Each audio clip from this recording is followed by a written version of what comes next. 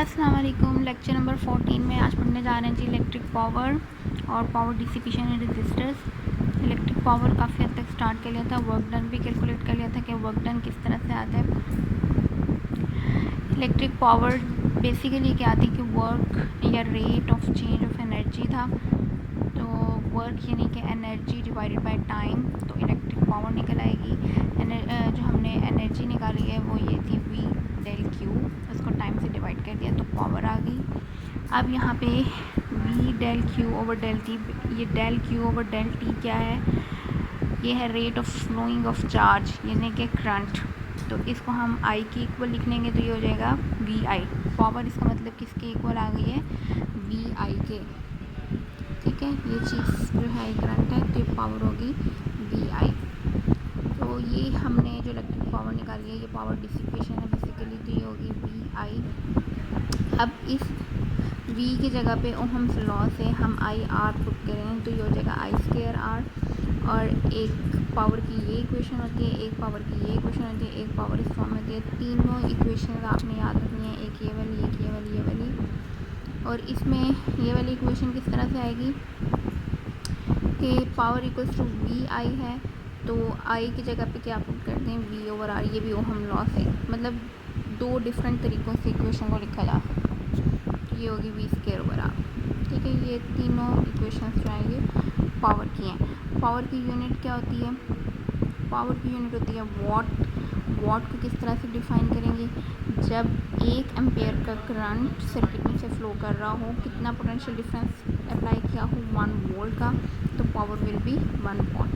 ठीक है, इक्वेशन को देख के यूनिट्स डिस्क्राइब करनी आनी चाहिए, ये मैंने पहले भी सिखाया। नेक्स्ट है जी इलेक्ट्रोमोटिव फोर्स क्या होती है और पोटेंशियल डिफरेंस, दोनों में थोड़ा सा फ़र्क है। इलेक्ट्रोमोटिव फोर्स जो है ये बैटरी की पावर होती है, सॉरी बैटरी की स्ट्रेंथ होती है, पावर नहीं, बैटरी की स्ट्रेंथ होती है कि बैटरी जो है वो कितनी एनर्जी या कितने वोल्टेजेस जो है वो सर्किट को दे सकती है। पोटेंशियल डिफरेंस तब होगा जब इसमें, हाँ जी सॉरी इंटरप्शन के लिए। इलेक्ट्रोमोटिव फोर्स क्या होती है, इलेक्ट्रोमोटिव फोर्स इस सोर्स की, बैटरी की, सेल की, जो भी चीज़ में होगी सोर्स ऑफ एनर्जी जो इधर करंट प्रोवाइड कर रही है, उसकी स्ट्रेंथ होती है कि वो कितना प्रो वोल्टेज जो है वो दे रही है। फॉर एग्जांपल कोई भी नया सेल लेके आते हैं, जो सेल हम लोग यूज़ करते हैं रिमोट वगैरह में, तो उसकी जो वोल्टेजेस होते हैं वो 1.5 वोल्ट होते हैं नए सेल के। तो ये उसकी इलेक्ट्रोमोटिव फोर्स है कि वो इतने वोल्टेजेस अप्लाई कर सकती है। इलेक्ट्रोमोटिव फोर्स किसको चाहिए होती है, चार्ज को चाहिए होती है जो सर्किट में से फ़्लो कर रहा होता है और इस रेजिस्टेंस के अक्रॉस। ठीक है, सो इलेक्ट्रोमोटिव फोर्स की अब समझ आ गई है, अगर नहीं आई थोड़ा सा मैं इसको रीड आउट कर देती हूँ। We know that a source of electric energy say a cell और a battery when connected across a resistance maintains a steady current through it. जब किसी भी इलेक्ट्रिकल एनर्जी के सोर्स यानी कि यहाँ पे ये बैटरी लगी हुई है फॉर एग्जांपल, जिसका ये वाला positive terminal negative terminal battery लगी हुई है, ये सोर्स से सेल और बैटरी ने यही कहा, या तो कोई सेल हो सकता है या कोई बैटरी हो सकती है। जब उसको किसी सर्किट में लगाएंगे across a resistance it will maintain a steady current. ठीक है, यानी कि इसमें से एक जैसा करंट फ्लो होना शुरू हो जाएगा। Cell continuously supplies energy which is dissipated in the resistance of the circuit. जो भी यहाँ पे एनर्जी अप्लाई की जाएगी वो यहाँ पे कुछ ना कुछ एनर्जी जो है इस रेजिस्टेंस के क्रॉस जो है वो वेस्ट होगी। डिसिपेटेड का मतलब, डिसिपेटेड का ये मतलब है। ठीक है, suppose when a steady current has been established in the circuit a charge Q, जब स्टेडी करंट जो है एस्टैब्लिश हो गया है तो चार्ज क्यू जो है वो पास कर रहा है सर्किट में से किसी भी time del t. Charge Q का टाइम के साथ मूव करना क्या चीज़ है, करंट है। करंट को इसने ज़रा खोल के बताया। During the course of motion this charge enters the cell at its low potential and leaves at its high potential end. इसी मोशन के दौरान यानी कि जो चार्ज इसके अंदर से मूव कर रहा है विद टाइम जब यहाँ पर आएगा, यहाँ पे आने के बाद अब इसने नेगेटिव से इस टर्मिनल मतलब अब उस चार्ज ने यहाँ से इधर भी जाना है। ठीक है, इस तरफ भी जाना है, नेगेटिव से पॉजिटिव की तरफ, लो पोटेंशियल से हाई पोटेंशियल की तरफ। The source must supply energy, तो यही सोर्स यानी कि ये जो बैटरी लगी हुई है, यही क्या करेगा, उसको एनर्जी प्रोवाइड करेगा उस चार्ज को कि वो यहाँ से इस वाले टर्मिनल की तरफ जाए, फ्लो करे, ठीक है। The E M F E of the source is defined, और उसी चीज़ को उसकी ई एम एफ कहेंगे जो जितना वो एनर्जी जो है वो प्रोवाइड करेगा। As the energy supplied by the unit charge by to the unit charge by the cell, ठीक है। ये वो एनर्जी है जो उस यूनिट चार्ज को, जो चार्ज यहाँ पे आया था उसको सप्लाई की है इस सोर्स ने, ठीक है। यहाँ पे जो चार्ज आया था उसको एनर्जी सप्लाई की है कि वो इस पोटेंशियल, इस टर्मिनल से इस टर्मिनल पे चला जाए, या लो पोटेंशियल से हाई पोटेंशियल पे चला जाए। तो ये हम लोगों ने कैलकुलेट कर लिए। ईएमएफ बेसिकली वोल्टेज ही होती है, पीछे पढ़ा था रिलेशन कि जो डब्ल्यू होता है वो होता है जी, डब्ल्यू इक्वल्स टू होता है क्यू डेल वी। तो वी को हमने ईएमएफ की फॉर्म में ई लिख दिया और ये क्यू यहाँ पे जाके डिवाइड हो गया, तो ये इक्वेशन निकल आई, ठीक है।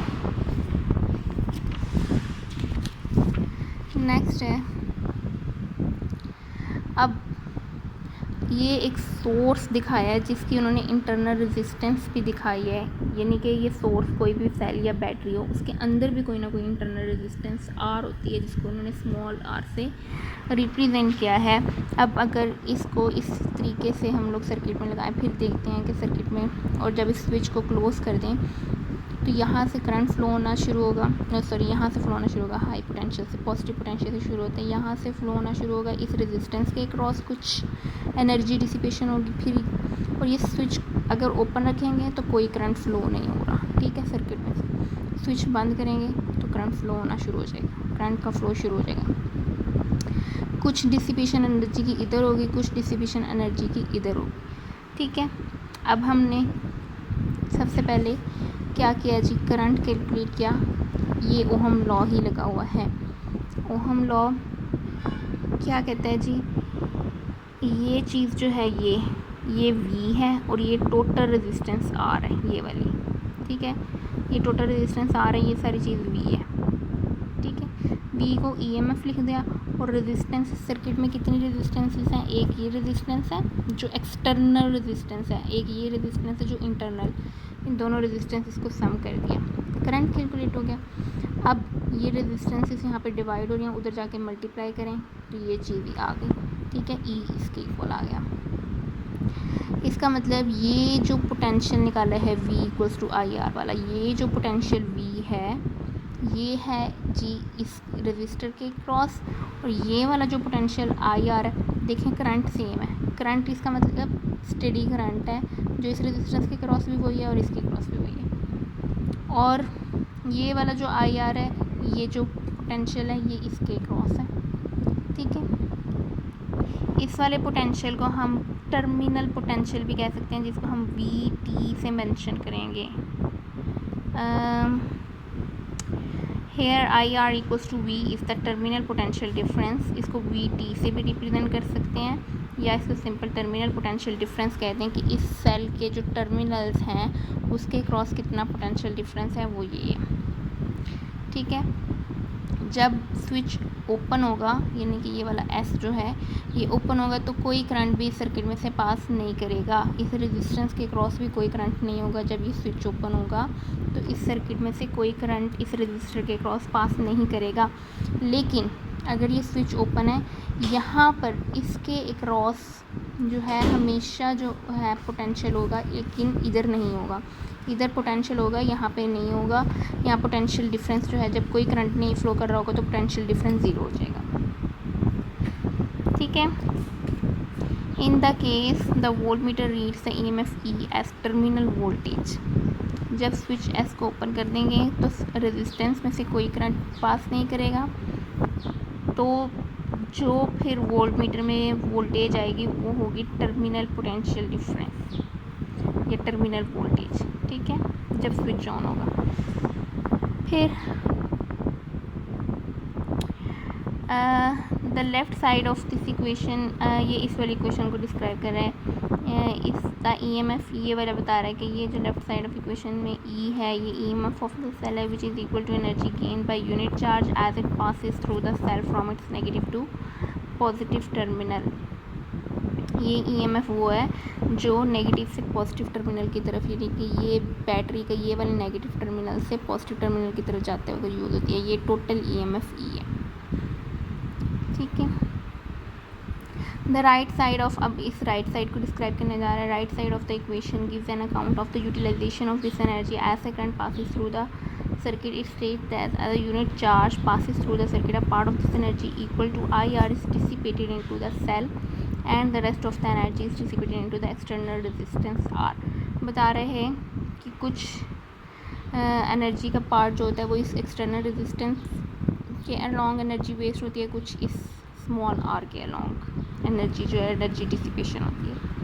It is given by potential drop IR.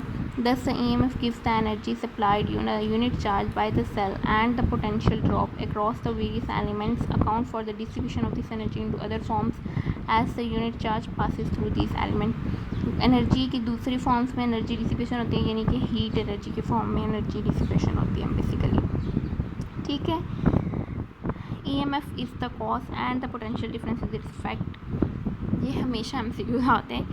EMF जो है वो कॉज होती है और पोटेंशियल डिफरेंस इसका इफ़ेक्ट होता है, यानी कि EMF है जो वो यहाँ जब करंट फ्लो करेगा तो वो पोटेंशियल डिफरेंस की वजह बनेगा और EMF की वजह से ही पोटेंशियल डिफरेंस क्रिएट होता है, ठीक है। तो पोटेंशियल डिफरेंस इसका इफ़ेक्ट है, EMF कॉज है। EMF is always present even when no current is drawn through the battery और the cell but the potential difference across. जब कोई करंट नहीं होगा तो EMF तब भी एग्जिस्ट करेगी। EMF जब कोई करंट इस सर्किट में से फ्लो नहीं करा, लेकिन पोटेंशियल डिफरेंस जो है वो ज़ीरो हो जाएगी। मैंने पहले बता दिया आपको, ठीक हो गया। अब मैक्सिमम पावर आउटपुट निकालनी है। अभी हमने डिस्कस किया था कि जो पावर होती है वो VI होती है, या इस V में IR पुट कर दें, I2R होती है। अब करंट क्या होगा, ये ओहम लॉ से करंट निकाला है V/R। ये वाली इक्वेशन है, ठीक है। ये वाली इक्वेशन है, इसको इसमें पुट करें, इस सारी चीज़ का स्क्वायर लें। ये वाली इक्वेशन कैसे है ये थोड़ी सी यहाँ से समझने की ज़रूरत है। इस वाले फार्मूला को ओपन करें। ये समझ आ रहा है सबको ये कैसे आ गया? इस तरह से आया है कि ये वाला I जो है, ये वाला I इसमें पुट किया, इसका E का स्क्वायर हो गया और इस सारे के ऊपर होल स्क्वायर हो गया 7R। अब इस स्क्वायर को ओपन करेंगे और ये वाली चीज़ कैसे है ये मैं ये बता दूँ। इस स्क्वायर को ओपन करेंगे तो ये हो जाएगा जी R² प्लस स्मॉल r का स्क्वायर प्लस 2RR, ठीक है। इस वाले फॉर्मूले को ओपन किया, लेकिन ये वाली चीज़ किस तरह से बनेगी देखें। अब यहाँ पे 2RR के साथ प्लस भी कर दें और 2RR के साथ माइनस भी कर दें, ठीक है। ये है जी R प्लस R का स्क्वायर मैंने ओपन किया। सिर्फ मैं ये नीचे वाला डिनोमिनेटर बता रही हूँ कि ये किस तरह से है, ये न्यूमिनेटर एज इट इज़ रहेगा। तो अब यहाँ पर देखें 4RR प्लस किया हुआ है, यानी कि ये वाला और इस वाले को प्लस कर लिया 2RR और इसको, तो ये हो गया 4 कैपिटल R स्मॉल r। और ये वाला सारा जो फार्मूला है इसको जब क्लोज करें तो ये फर्स्ट टर्म का स्क्वायर सेकेंड टर्म का square -2 into first term into second, इस वाले फार्मूले को क्लोज करें तो ये R माइनस R का स्क्वायर हो जाएगा, ठीक हो गया। तो ये वाली इक्वेशन आ गई। अब इस इक्वेशन को देखें गौर से, तो पावर आउटपुट हमने कौन सी निकालनी है, मैक्सिमम पावर आउटपुट कब होगी, जब न्यूमिनेटर में स्मॉल वैल्यू हो और डिनोमिनेटर में बड़ी हो, तो उसको साथ को डिवाइड करें तो ये वाली चीज़ जो है ये पावर आउटपुट जो है वो मैक्सिमम आएगी। किस तरह से अब इसको मैक्सिमम किया जा सकता है, जब हम इस स्मॉल वाली इंटरनल रेजिस्टेंस को इक्वल कर दें एक्सटर्नल रेजिस्टेंस, यानी कि स्मॉल वाली R इंटरनल रेजिस्टेंस को एक्सटर्नल रेजिस्टेंस के इक्वल कर दें, यानी कैपिटल R के। अब इस R की जगह पे स्मॉल r की जगह पे कैपिटल R पुट करें, यहाँ पे कैपिटल R पुट करेंगे तो ये और ये कैंसिल हो जाएगा, यहाँ पे करेंगे तो ये 4R² हो जाएगा और यहाँ पे R² होगा। सारा कुछ मैं ज़ुबानी कर रही हूँ, मैं बता देती हूँ कैसे होगा जी।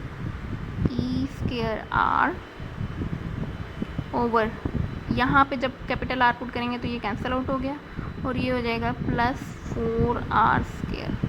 ठीक है, यहाँ पे भी कैपिटल आर, इस वाले आर की जगह पे भी कैपिटल आर पुट करेंगे तो ये हो गया 4r²। अब ये वाला स्क्वायर इस वाले आर के साथ कैंसिल आउट हो गया तो पीछे रहेगा e²/4r। अगर यहाँ पे इस आर की जगह पे भी हम स्मॉल आर पुट करते तो 4r² के साथ डिवाइड करते इस वाली पूरी चीज़ को 4r² के साथ डिवाइड करते स्मॉल r² के साथ, तो एक बहुत छोटी वैल्यू आनी थी जिसकी वजह से आउटपुट जो है वो कम हुई थी। हमने मैक्सिमम निकालनी थी इसलिए हमने स्मॉल आर को इसके इक्वल किया। ठीक हो गया, ये चीज़ निकाली है। तो लेक्चर ये वाला ख़त्म हो गया है। अब नेक्स्ट हम पढ़ेंगे किरचॉफ्स रूल्स। अल्लाह हाफिज़।